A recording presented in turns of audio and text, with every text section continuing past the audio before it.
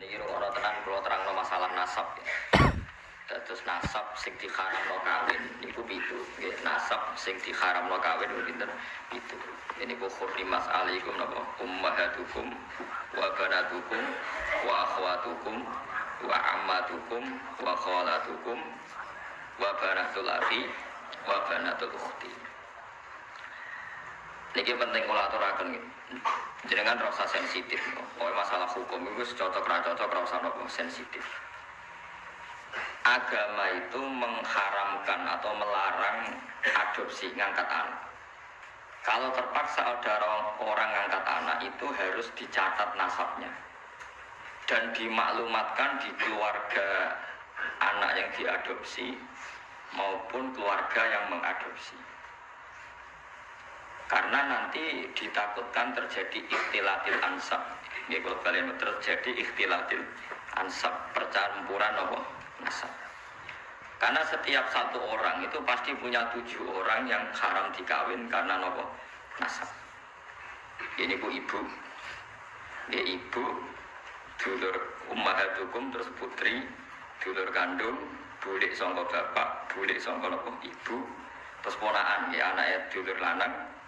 Lan anak itu dulur napa? Itu niku sing haram krana nasab. Sebab niku ikhtilat. Yen wae di rumah riyen Rasulullah niku di anak angkat dene Zaid. Sampai wong darani Zaid bin Muhammad, bukan Zaid bin Harisah tapi Zaid bin Muhammad. Terus ambek Allah piyambak dibatalno. Wong kudu nyebut Zaid bin Harisah. Dipaksa. Nggih, wong kudu nyebut Zaid bin Harisah. Ora oleh muni Zaid bin Muhammad. Sampai turun ayat lewat Allah langsung ud'uhum li abaihim huwa aqsatu indallah. Wong kudu disebut nganggo jenenge bapake. Iku nak kepengin adil cara Allah. Mergo tiyang adopsi itu mesti nglahirno sombong. Kula pun bolak-balik wingi kula ngaji teng Bojonegoro teng Islamic Center nggih bilang adopsi itu melahirkan kesombongan. Lho nggih to nggih, misale anake Ruhin tak pek anak angkat aku. Kan keren Ben Gus Ba dibanding Ben Ruhin. Lama-lama anaknya itu kalau ditanya seneng jenengan sinten, kula putrine Gus Ba. Kan enggak siap di bapak keriting, enggak jelas. Ning dalan-dalan ya wis ngono kan. Itu satu, melahirkan kesombongan. 2 terjadi ikhtilatil ansab. Misalnya anak Ruhin melok pulau terus kuliah. Sebelum pacaran dia dulure dhewe. Terus untuk rabi untuk dulure dhewe, untuk ponakane. Itu bahaya sekali. Sangat-sangat bahaya. Kalau mencerita tentang budi-budi ketika saya memberi makalah tentang adopsi ini wonten kiai Sikop bisa dipercaya cerita. Itu orang di anak angkat yang Jakarta. Yang ngantarkan tuh Pak D-nya. Suatu saat anak ini besar kuliah pacaran mbek adik kandungnya. Hasil terus kawin di anak sitok. Pak D yang dulu nganter ke Jakarta ke yang adopsi itu nilai di Jakarta. Oh wakilnya bukan main, ternyata yang dirabi itu sama-sama ponakannya gitu dulur nopo kan. Ini bahayanya ngangkat anak nopo angkat. Sehingga dibatalkan oleh Allah orang harus mau menyebut bapaknya. Ud'uhum li abaihim huwa aqsatu indallah. Sabi wong saiki usah enak iki. Anak sampean itu bangga, makalah Nabi itu mengancam manida ila ghairi abi wa huwa ya'lamu anna ghairu abi faqad kafar. Wong sing ngaku ora bapake diaku bapake dianggap ngafiri to ngingkari ajaran Kanjeng Nabi Muhammad sallallahu alaihi wasallam. Karena satu melahirkan kesombongan itu mesti. Karena mesti milih yang keren kan. Milih sing apa? Keren.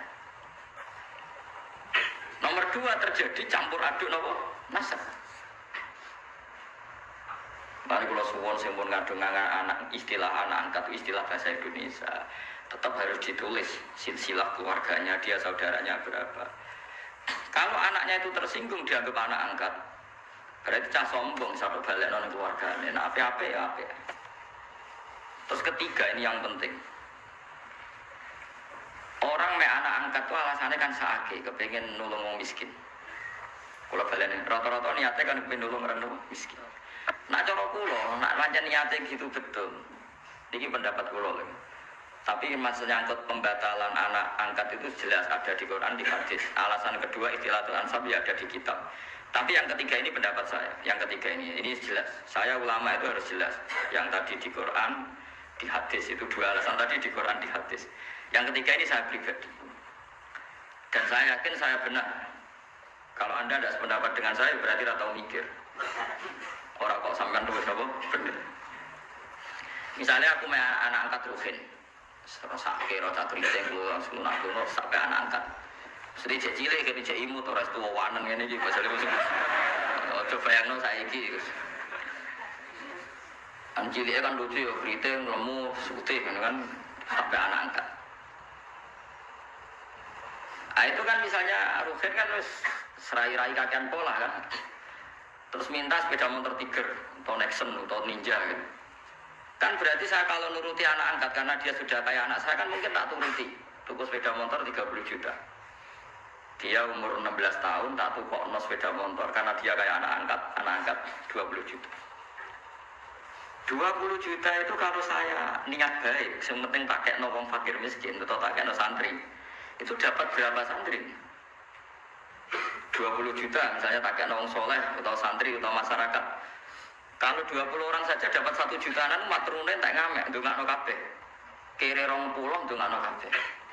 Tapi gara-gara me anak angkat, uang 20 itu tersentral, terpokok ning satu orang. Ya iku ning Ruhin, iku wae dienggo sepeda motor sing jelas manfaatnya. Paham sing kalau maksud? Hanya dari segi sosial kan menjadi manfaat ini terbatas kan?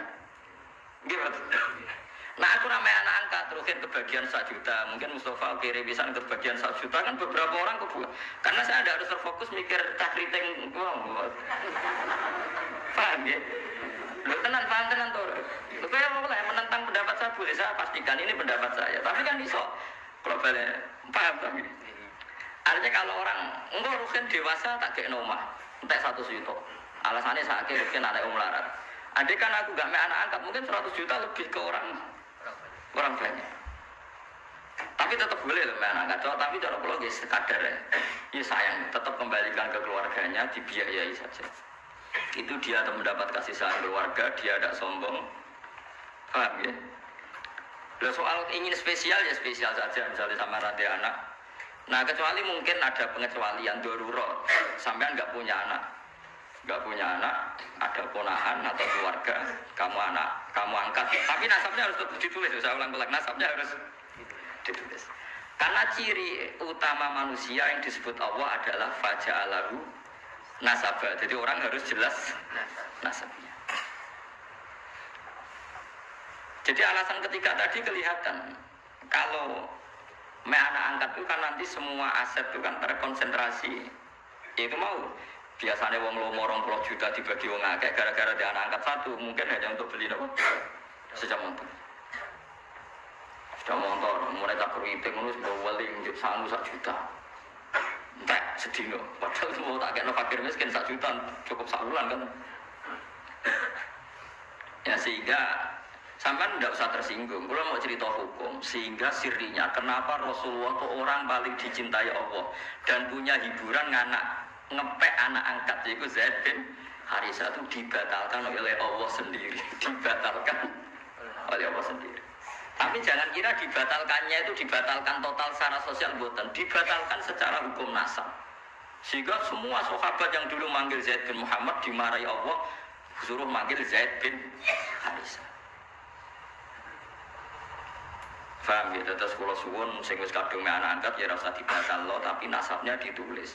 Dan anak itu mulai kecil pun diberi pengertian kalau kamu anaknya ini, saudara kandungmu ini.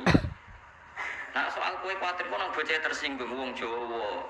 Kamu harus lebih khawatir ketimbang nanti nasabnya kacau balau kawin mbek dulure dhewe, kawin mbek ponakane. Senengane kanggo alasan rasa Jawa. Ora tau mikir nasib agama, dipikir nasib rasane wong Jawa. Soalnya kalau aku gak Mustafa itu jenggoten corong Jawa wajib dihormati, sesat tapi dihormati Mustafa. Wong ra jelas juluntrunge kok dihormati. Ya harus pakai agama jelas. Orang dihormati karena alimnya atau karena lomane atau karena sabar melarate. Kudu jelas, kudu nyetor slip.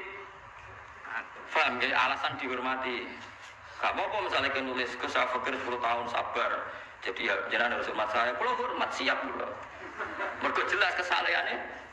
Dan saya siap sabar lagi sampai mati, ya mau nanti ditulis.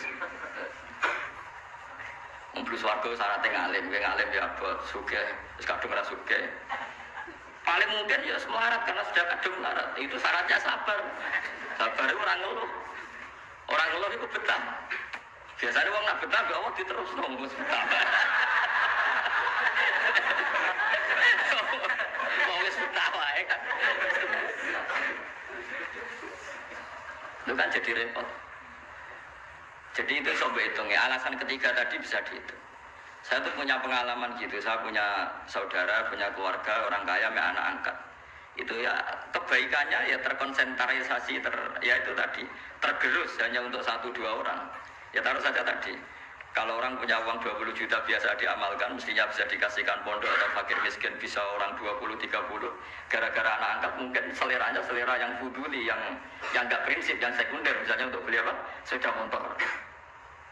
Namun anak yang guling kayak Rukin anak angkat sepeda motor di aksesoris. Aksesoris sepeda motor larang bisa. Sepeda larang mau megengin yang mall. Nggak ada dunia tenan. Itu kenapa menurut saya kalau mau baik-baik saja. Terus saya teruskan. Tapi teori saya ini tidak selamanya benar karena itu tadi yang dibatalkan hanya nasabnya saja itu yang pasti benar. Tapi Rasulullah itu ya unik. Ini cerita sisi Rasulullah. Rasulullah itu diputu jenis Hasan Husain. Hasan itu ganteng. Enggak ada orang mirip Nabi kayak Hasan. Hasan bin Ali. Ya putrane Sayyidah Fatimah sing sugeng kan namung Hasan kalian apa? Husain. Sebenarnya punya adik namanya Muhassin tapi meninggal. Hasan itu ganteng kan. Ganteng putih, ganteng putune Kanjeng Nabi. Terus Usama itu sampean Rabi Zaid itu Rabi untuk Ummu Aiman. Dia Zaid itu Rabi untuk sinten Ummu. Pakai Usama Zaid bin Harisa. Terus gak ada anak namanya Usama. Zaid itu dia anak jadi Usama itu wireng. Ngajen turunan wong ireng. Niku Kanjeng Nabi sawana ngepol. Mergo anaknya anak angkate. Putu saka anak angkat. Dipangku sampai sahabat itu cara sahabat wong Jawa nak ngenyek Nabi cah mangku gula kopi perkara ini sitok putih sitok nopo kira-kira lah niku nak Usama umbelen meler itu umbel ngerti umbel sebenarnya cara kene apa umbel niku Sayyidah Aisyah kon nyisi ora gelem wis ora anake wireng